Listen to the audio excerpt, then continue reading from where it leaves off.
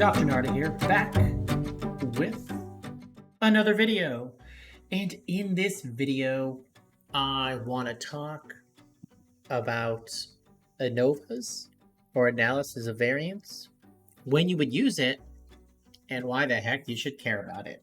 Stay tuned. So with the ANOVA, when you think about it, when would we use it? What situations would this come up? And when is this applicable in research? Okay, let's say that you want to start your own potato chip company, and you have three options, three flavors to choose from.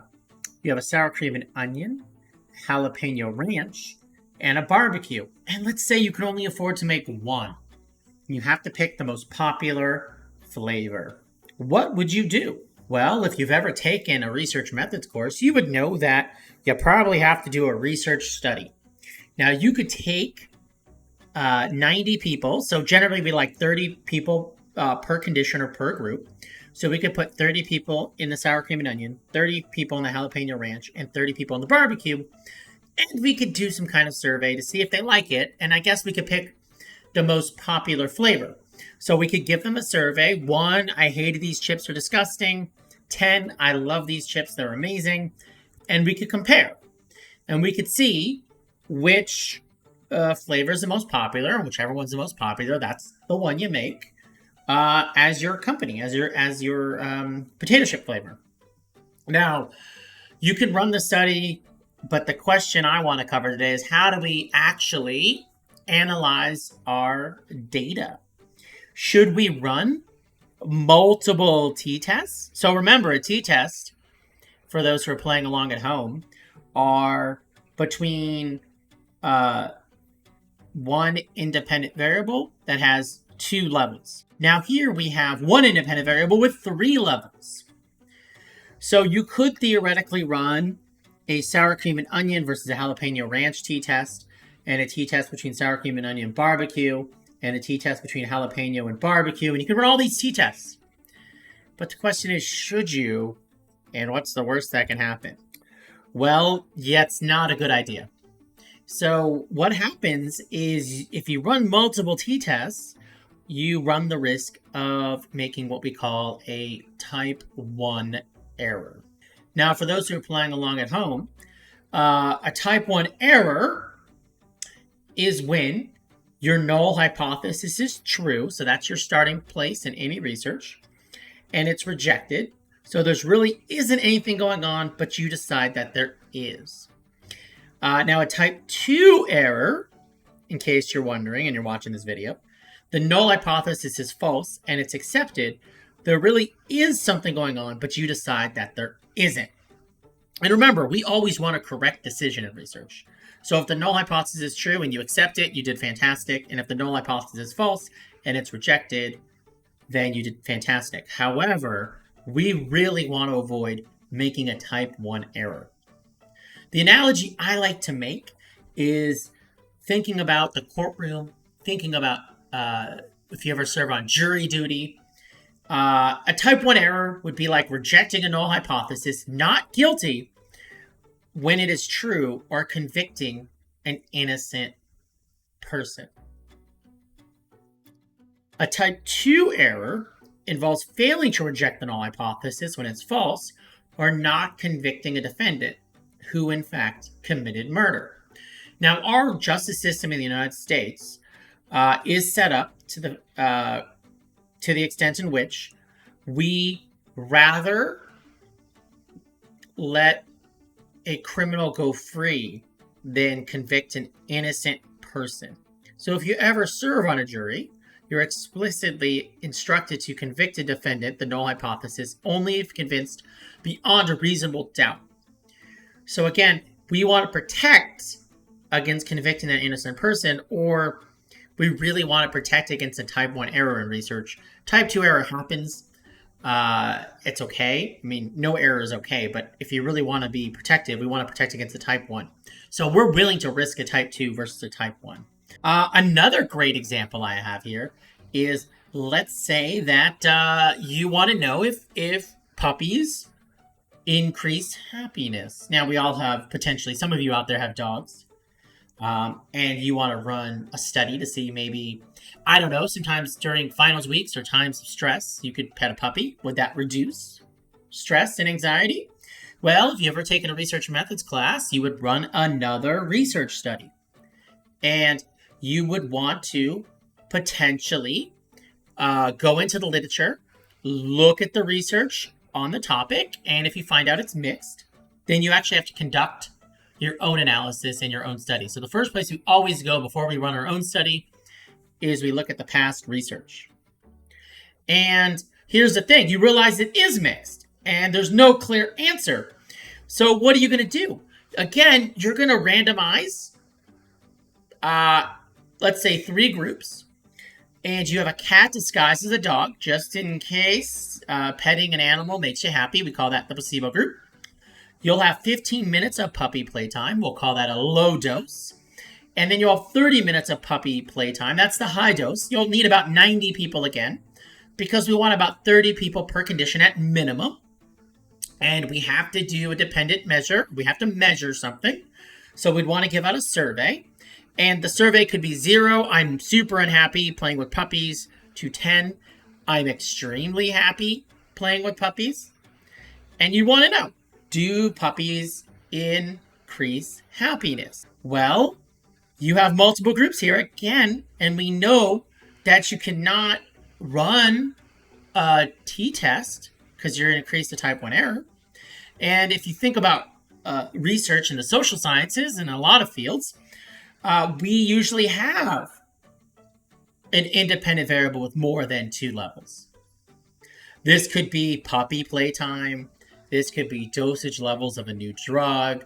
This could be looking across age groups. This could be looking across years in school. All of these would have multiple levels to that independent variable.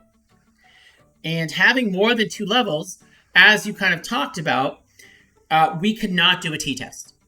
It precludes us from doing a t-test because it's limited to an independent variable 2 levels. And in case you read the title of the video today, then you'll know that we have to do an ANOVA, or Analysis of Variance. We would use, if we just have an independent variable with multiple levels, we would use what we call a simple analysis of variance, or a simple ANOVA. We also refer to these as a one-way analysis of variance. And we could actually, it's really cool, because we can look across each level and see the impact on the dependent variable. That's what's great about the ANOVA, is we could look at across each level of the independent variable. So with the puppies, we have a placebo group, a low dose, and a high dose group. And we could look across that on the dependent variable, which again is happiness, and we can examine each of those levels. And with the ANOVA, you get what we call an S statistic, and you can always go into the back of an old stats book or look on a table on the internet and look for that critical value and make comparisons. However, usually in a lot of research methods courses and stats courses, they'll use Jamovi, they'll use SPSS, they could use R, and it'll calculate that value for you. And in this video, I'll talk you through SPSS because, again, that's the one that a lot of social scientists use. Let's see here.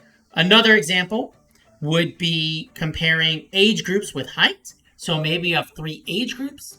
You have, 1 to 5-year-olds, 6 to 10-year-olds, and 11 to 15-year-olds, and you want to see their height across age groups. That would be perfect for an ANOVA. Now, let's say that you run your ANOVA and you run your analysis of variance. You will get an ANOVA table. And when you look at this ANOVA table in SPSS, and it looks very similar in Jamovi, you might feel overwhelmed.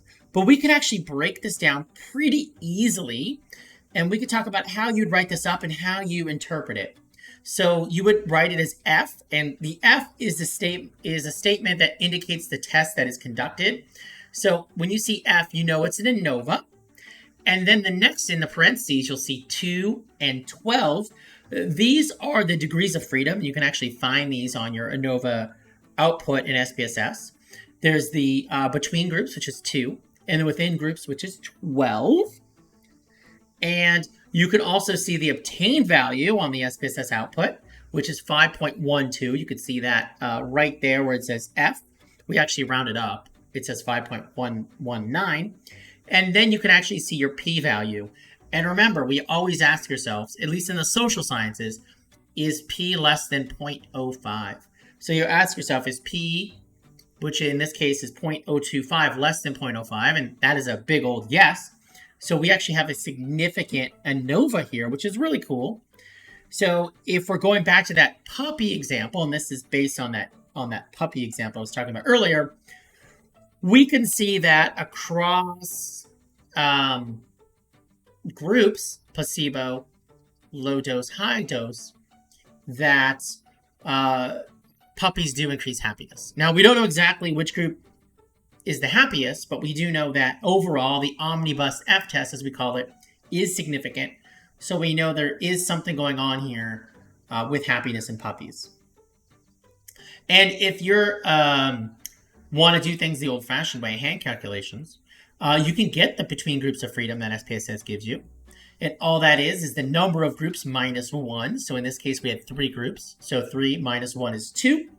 The within groups of freedom is the total number of observations minus the number of groups. So in this case, in my data set, which you can't see because I don't have it open here, we have 15 participants and we have 3 groups. So 15 minus 3 is 12. Hence, we get the 2 and the 12. You can actually compute the F statistic as well by hand if you take the mean square between and divide it by the mean square within. And if we go back here, you can see the mean square between, which is 10.067, and you divide that by 1.967, and you will get 5.119, or pretty darn close. So that's how you do that by hand. Now, the other thing that you want to figure out is effect size. And with effect size, we call this eta squared, by the way. With effect size, we want to think about the meaningfulness. And usually the larger the effect, the more meaningful the group, or the more meaningful the results. And easily calculated, you take those between group sums of squares and you divide it by the total sums of squares. And you can actually do that if you go back and look at the output. And you see the between groups, which is 2.133, divided by total, which is 4.733 on our output right there at the bottom. And I'll do it right here for you, 20.133 divided by 43.733. And you'll actually get 0.599, which, if we think about interpreting it, is a pretty large effect size. And the way we think about this is how much, and by the way, this is called eta squared with ANOVAs, and it's really about the proportion of variance in the dependent variable that can be explained by the independent variable. And the larger the variance, the stronger the effect, the more meaningful our results are. The last thing I want to talk about in this video is post hoc tests. When do we run a post hoc test? And what the heck is a post hoc test? Now, a post hoc test is a follow-up test to an ANOVA when your ANOVA is significant, only when it's significant, because what a post hoc tells you is where the differences lie between those 3 groups. Earlier, I said we know there's something going on with these puppies and happiness. However, we don't know which group is different from which group.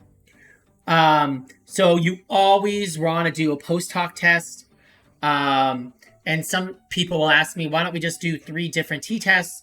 And again, every time you do a t-test, we're going to assume it's independent just for the sake of the conversation. You're increasing the chance of making a type 1 error. And if I do 3 t-tests to see which group is different, instead of having a 5% chance of being wrong, I now inflate my chance of being wrong to about 14%, which is very high, something we don't want.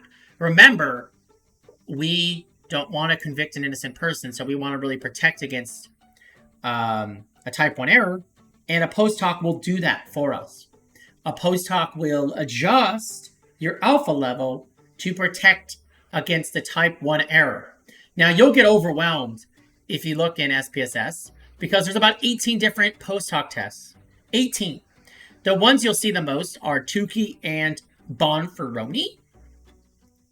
And in this video, I'll only be talking about Bonferroni, but all post hoc tests control for that type 1 error. We also call it family-wise alpha. And basically, Bonferroni is good. It's more conservative of a test. And the cool thing is it takes your alpha level, which is normally at 0.05, divides it by 3 and lowers it, reducing the likelihood of making a type 1 error. And if you actually ran this in SPSS, you would get a multiple comparisons, and you could actually take a look and see where the differences lie. We look for the sig value. So if you follow your eyes over, we look for anything that's significant. And the only group that's significant here is the control group, so the placebo group, versus a 30 minutes of puppy playtime. And that's the only group that's different.